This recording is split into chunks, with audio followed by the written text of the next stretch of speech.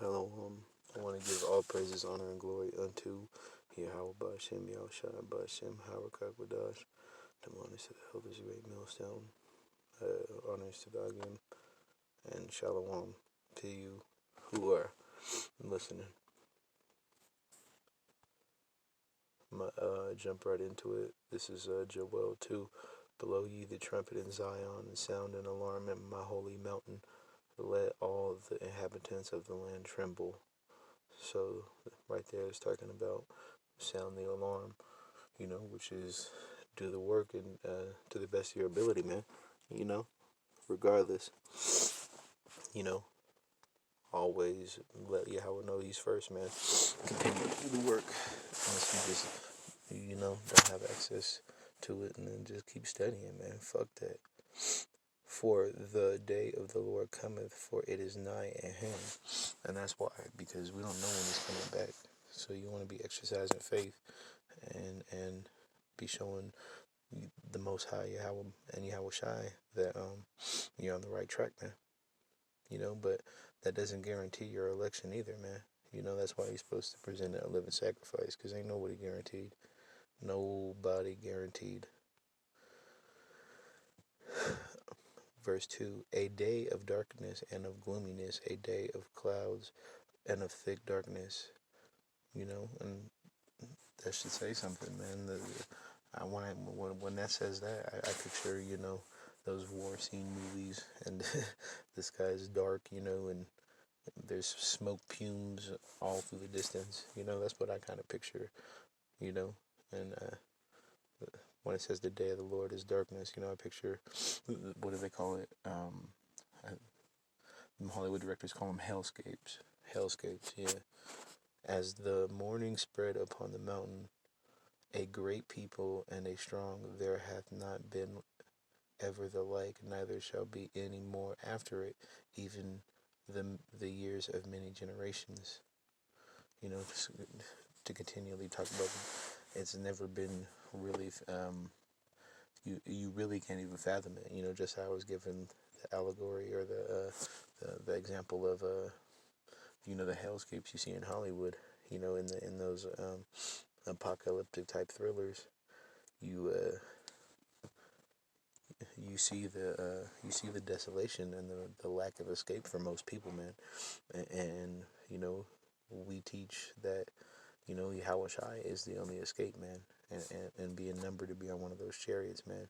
And that's why you have to present your body a living sacrifice, do the work, man, always, and never quit, because this day is terrible, man, and you don't want to be caught up in it. A fire devoureth before them, and behind them a flame burneth. The land is the garden of Eden before them, and behind them a desolate wilderness, yea, and nothing shall escape them. That's talking about this third world's woe, man. America's going to be a desolation, but not everything is going to be destroyed. The appearance of them is an appearance of horses, and as horsemen so shall they run. To these armored, all the armored military equipment. Is the simplest way to surmise all that. Everything the military uses is armor. 5. Like the noise of chariots on the tops of mountains shall they leap, like the noise of a flame of fire that devoureth the stubble, as a strong people set in battle array. Talking about those nuclear missiles, man. As well as all the military's other shit. They built it for a reason. Like my brother in my camp, Halakia, likes to say, man, they built it for a reason. And I think that's really powerful, man. So everything, including the ICBMs, and there's no wall to protect you from an ICBM. There's nothing besides Yahweh Ba'ashem Yahushai. If you're counted, and I can't say I am. Before the face, it's just like verse 6, before the face of the people shall be much pained, all faces shall gather blackness. And blackness is that face of sadness, man. That face of shame, confusion, man. Just all out. You just imagine Joe Blow Edomite. One day you're going to work and that all of a sudden everything changes.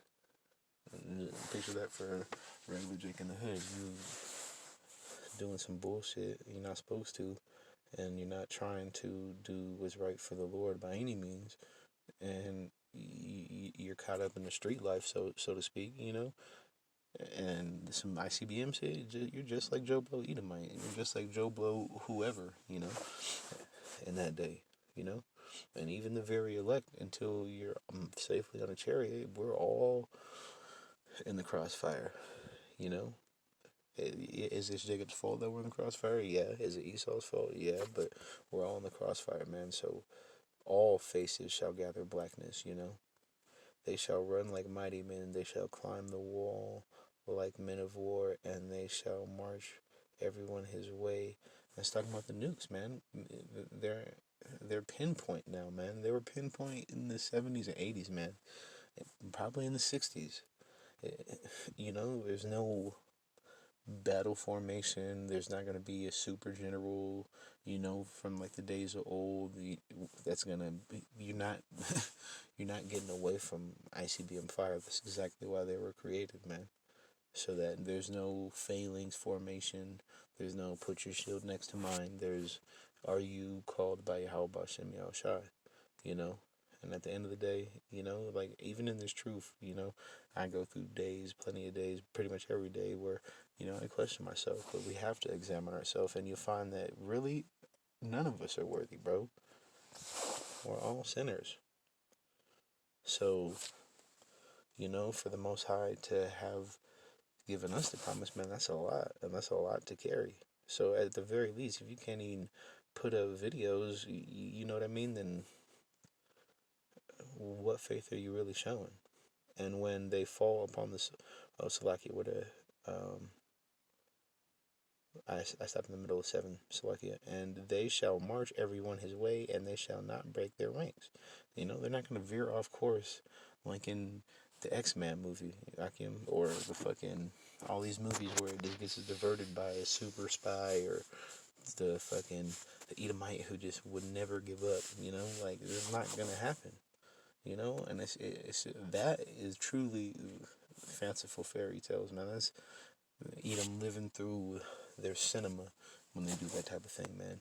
Because they don't, the elites, the Hollywood high ups, the couple hundred millionaires, they know what's going on, bro. And everybody else, they playing on ignorance, but they know. So those cinemas where you see the missiles veer off course, the Most High say they shall not break their ranks, bro. Neither shall one thrust another. So they're not gonna, they shall walk every one his path, and when they fall upon the sword, they shall not be wounded.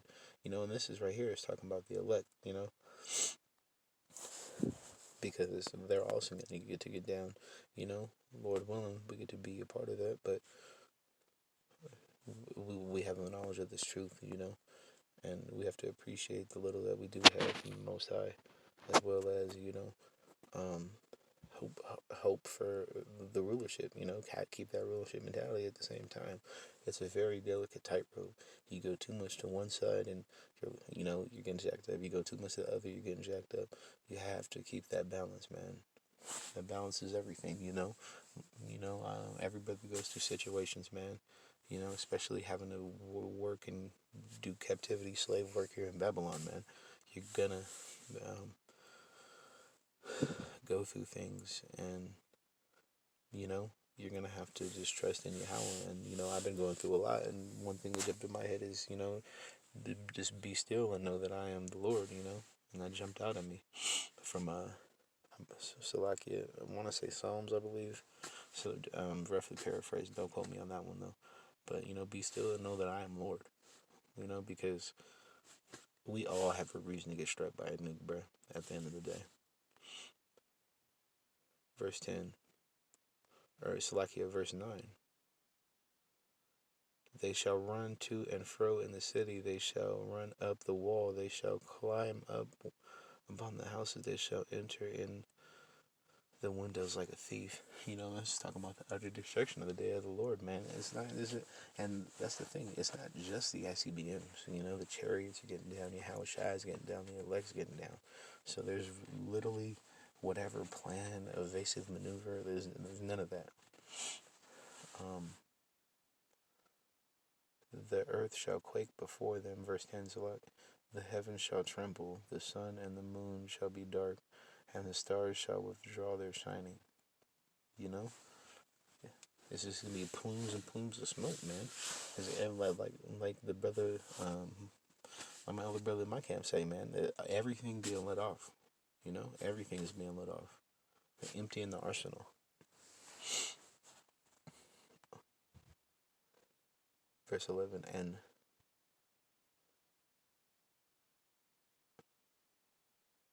verse 11. And the Lord shall utter his voice before his army, for his camp is very great. For he is strong that executeth his word. For the day of the Lord is great and very terrible. Who can abide it? And again, like I was just talking about, it's not just the Lord, but it's the elect. As well as Yahweh, and more importantly, Yahweh Shai and the angels getting to get down, man. Everything in order. Angels get to get down too. The beasts of the field, everybody get to get down. So who can abide it? That's a powerful verse. Joel 2:11, man. Who can abide it? The day of the Lord is great and very terrible. Who can abide it? Therefore also now saith the Lord, turn ye even to me with all your heart. And that's powerful, man. Because the Lord this is clearly a warning. This is wisdom and knowledge shall be the stability of that time. Pursuant to Isaiah, 33:6, and you got to understand that for the Most High to say that right after who can abide his day, this is clearly a warning, man. Because the day of the Lord is great. So hey, the Wadi Habashim Yahushai for giving Yashar Allah a warning, man. Because, what more can we ask for? Are we not the clay and he the potter? And rend your heart and not your garments, and turn unto the Lord your power, for he is gracious and merciful, slow to anger, and and of great kindness, and repenteth him of the evil. And I pray especially today, man, with the miscommunication on my behalf, like I missed my ride to camp, and I'm sincerely sorry for that, because I want to do the right thing for Yahweh Hashem Yahushai, but I also have to remain in order, man, and understand Isaiah 33:6, wisdom and knowledge shall be the stability of that time, and everything has to maintain balance, and and I bring that up just to say that I'm not perfect. I can't abide the day of the Lord. Just because you see me wear a garment week to week does not make me perfect, chosen, or safe. I'm subject to everything any man is. This is this is like the military, man. This is a choice at the end of the day, and that's what a lot of people don't understand. If you've never been in the military, you understand one thing: as long as you're cool with what you're doing, or you can justify it, it's all right. But once you can't, it's harder and harder, so you have to constantly stay to be in the spirit, man. You got to constantly pray, fast, mourn, weep, and do the work, man, and follow the law, and trust in Yahweh Shem Yoshai, and exercise that faith, man. Because if you're going through a little bit now, man, what happens when martial law hits? What happens when the microchip hits? What happens when there's actually a nuke coming? You know what I mean? Who knoweth if he will return and repent and leave a blessing behind him, even a meat offering and a drink offering unto the Lord your power? And I don't know who's going to return to the Lord, but I know that he has his remnant, and all we know is to sound that trumpet as we're commanded to do. Blow the trumpet in Zion, sanctify the fast, call a solemn assembly, and this is to, hey, the world is about to go through some hell. It's going to be a solemn day. You know, the Most High knows that we're not inhuman. You're going to see mass destruction and chaos on a level never before seen. So, as a people, we're supposed to be prepared for this because Yasharala is the example. But only a remnant are going to choose that, you know? Gather the people, sanctify the congregation, assemble the elders, gather the children, and those that suck the breast, like let the bridegroom go forth from his chamber, and the bride out of her closet. Let the priests, the ministers, and the Lord weep between the porch and the altar, and let them say, "Spare the people, O Lord," because we're gonna have to call the Lord to remembrance, because He's gonna be smacking down His people, and we have to remind Him that the promises were for us. And give not thine heritage to reproach, that the heathen should rule over them. Wherefore should they say among the people, Where is Yahweh? You know, and Yahweh's not a liar. We do still have the promise, but we are fucking up, and we are continuing to fuck up. Then will the Lord be jealous for His land and pity His people. Come. And you know, while Jake is catching hell, he's gonna remember the promise. Because all this hell, yes, we brought it upon ourselves, but we still got the promise, and the Lord still don't want to do that to us, bro. We are His people. Yeah, the Lord will answer and say unto His people, Behold, I will send you corn and wine and oil, and ye shall be satisfied therewith, and will no more make you a reproach among the heathen, but I will remove far off from you the northern army, you know. Russia, I believe, and the Turks, man, and all them that are gonna be trying to take us for a prey after the nukes and all that, man. You know, and with his face toward the east, and his hinder parts towards the uttermost sea, and his stink shall come up, and his ill savor shall come up, because he hath done great things.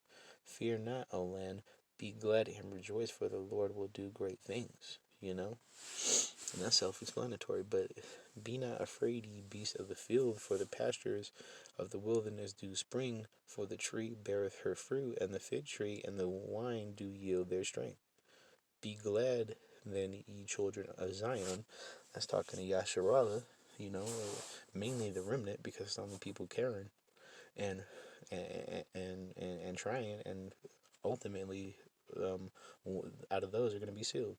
And rejoice in the Lord your power, for He hath given you the former rain moderately, and will cause to come down for you the former rain, and the latter rain in the first month.